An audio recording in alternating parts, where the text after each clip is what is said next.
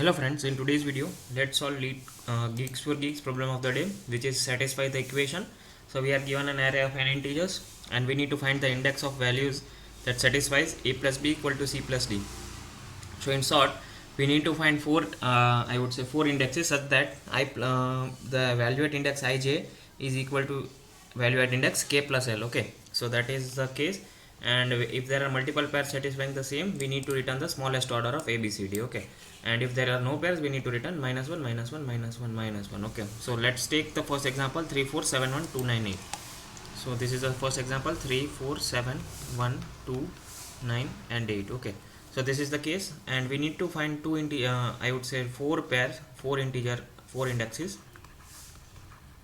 four index. Let's name a, b, c and d such that a plus b is equal to c plus d. Okay, so this is the thing we need to satisfy. So if I directly then go over to the solution, then we have this 3 plus 7 is 10. So let me name the indexes for 0 1 2 3 4 5 and 6. Okay, so 0 2 3 and 5. See, 0 plus 2 is 10. 0 plus 2 means 3 plus 7 is 10. Value at 0 index and value at index 2, and at value at index 3 and it index 5. That also sums to 10. So this is a valid pair. Okay, now let me check if there exists any other pair. Yeah, there exists some more pair also. See, 1 2 and 2 and 9. Okay, that means 4 plus 7. So this is 4 7. What pair I am taking care about? 2 and 9. Okay, so 4 plus 7 is again 11. 2 plus 9 is again 11. So we only care about the indexes of elements. Okay, not the exact element. So initially in the first case we got this indexes, correct? In the second case, what we got? We got 1 2 4 and 5, correct? So now in question we are told that if there are multiple pairs satisfying this equation, that is a plus b equal to c plus d, then we need to return the lexicographically smallest pairs of elements. Okay, so if I compare it lexicographically, then this is definitely the smaller, because 0 is less than 1, correct? So this is lexicographically smallest pair. Hence I can say that this is my answer. So this is my answer. 0 2 3 and 5 is my answer for this case. Okay, see, there could exist multiple pairs, but lexicographically smallest is this one. Okay, now how would you solve this problem? See, the first thing that, see, whenever I check the problem, I also check the constraints. Okay, so we are told that the constraints are less than, means n is less than 500, means there could not be more than 500 elements, and the expected complexity is, yeah, they have given this, but even if they were not given, then we should understand that we can use an big O of n square complexity. Okay, so how would you use that big O of n square complexity to solve this problem? Okay, so see, there are multiple ways. Again, 3 4 7 1 2 9 and 8. Okay, so see, there could be multiple possibilities solving this problem. Okay, so what the best method I could find out is using a hash map. Okay, see, you could use I think that if you could also use four loops, but that would give me time limit exceeded. Not 4 exactly, but 3. Yeah, you could use 3 loops and then you can solve this problem and all, like something like that. Okay, but the best approach is using hash map. How would you use a hash map? See, we will see, I can see, and since n is 500 and cannot be more than, right, so I can use big O of n square complexity. Big O of n square complexity means I can use 2 loops, okay, to iterate over my array. So let me take 2 loops, 2 indexes I and j, correct? Now I would then find out if this pair sum, if this means sum of pairs I plus j, or actually nums of I plus nums of j, exist in my map or not. See, if they exist in my map, then I also need to check that the indexes are not matching. Okay, see, okay, let us take some small example, 4 6 5 and then 3 and 7. Okay, assume that this is the example. Okay, so otherwise it would be messy. Okay, so we have indexes. So the answer for the problem is 0 1 3 and 4. Okay, that we are pretty sure for that. Okay, there could not be any better answer for without this, correct? So this is the answer for this problem. But how would you solve it using a map, right? So see, I since I told you we will iterate array using two indexes. So initially I would check for 0 and 1, then I would check for 0 and 2, then I would check for 0 and 3, then I would check for 0 and 4. What I would check, yeah, what, see, I would check if my sum, see what I am having a map of integer and a vector integer. Okay,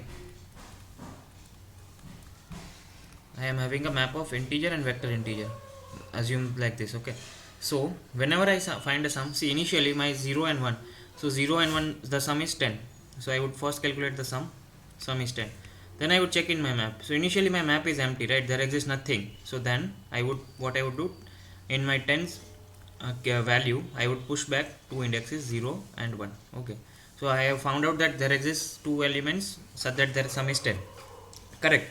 Next time I will check 0 and 2. So again 0 and 2 is sums to 9. So 9 also does not exist in my map. I would check that if it exists or not. So then I would push back 0 and 2. Then again 7 also does not exist. Let's push back 0, 3, and again 11, 0 and 4. So this thing is done, right? Now similarly I would then increment my I index to 6, this position, and j index here. Then again I am finding 6 plus 5 is 11. So I already have a pair with 0 and 4, right? That gives me 11 as a sum. Then again I can take 1 and 2 also. See this pair, see 6 plus 5 is 11, right? So what I can do, I can push back again. First thing that I have found 11, right? 11 is found, correct. So that means again I am getting 111. Okay, again I am getting an 11.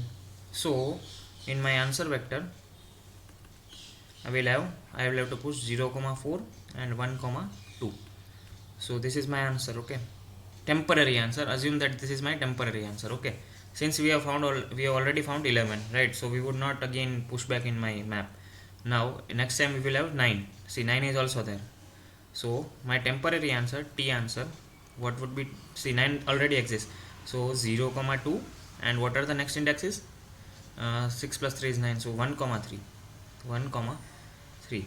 Then I would check with my answer, right? I would check my temporary answer with my answer, and I would see that this is lexicographically smaller. This value is lexicographically smaller. Hence, I would change this to my answer. Okay. Now my answer is equal to temporary answer. Why? Because this is lexicographically smaller. So this is the case, and we need to check for all of the indexes, and then we would find, definitely towards then I would find the answer. And if my answer vector or temporary answer is empty, then I would return -1, -1, -1, and -1, meaning that I have found no equation satisfying, I have found no pairs satisfying this criteria, correct. So let me show you the code part now. So what I have taken an unordered map of integer and vector integer, as I told you, and then vector int answer. Then I am having a two loops. I am iterating to the array, and I am checking for all of the pairs, and I am finding out the sum is ai plus aj, right? Now then I am checking in my map if it does not exist, right? If it does not, if it exists, if it does not exist, then I would have to push back the indexes of elements I and j. And if it does not exist, if it does exist, then I need to check that the already existing pair are not matching with I and j, right? So that is what I am doing. Ma of sum 0 is not equal to I and sum 0 not equal to j, and if it and then I am forming a temporary vector of the same, correct? I am forming the temporary vector. And why I am taking ma of sum 0? Because see, the values inserted in my map would be in the lexicographical order, right? In lexicographical order means initially I would have 0, 1, and then I would have gone to 2 and 3, right? So that means I am taking ma of sum 0 and sum 1 and ij. So this is my temporary vector, correct? Now I would check if my answer is empty or if my answer is greater than 10. See, this is a direct comparison between vectors. So in C++ STL library, we can directly compare two vectors. Let me take two vectors, 0, 1, 2, 3, and this is 0, 2, 1, 3, correct? So if I let me name it as A, let me name it as B. So if I do A is greater than B, then it would return me a boolean value by checking lexicographically. Okay, it would automatically check lexicographically, and this would return me false.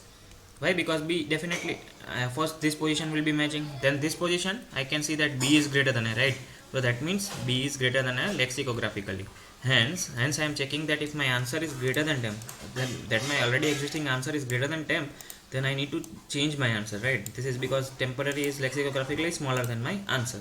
And finally, if my answer is empty, then I would return a -1 vector, else I would return my answer. So this is a simple problem.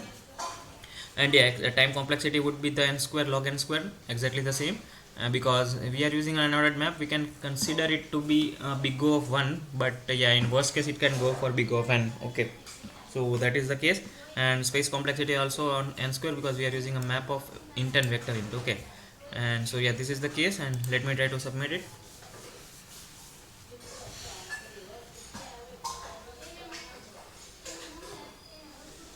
Yeah, so it is passing all of the cases, and in case if you have any doubts, comment it down. I would try to solve it now. And do not forget to subscribe to the channel and like the content for such content. Okay, thank you for watching.